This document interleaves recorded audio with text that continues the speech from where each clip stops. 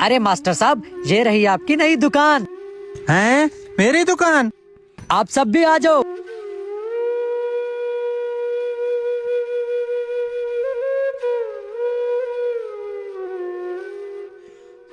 ये लो मास्टर साहब आपकी नई सिलाई मशीन। अरे बेटा, आपका बहुत शुक्रिया। मास्टर साहब, ये मेरी तरफ से गिफ्ट। मास्टर साहब, ये गिफ्ट मेरी तरफ से।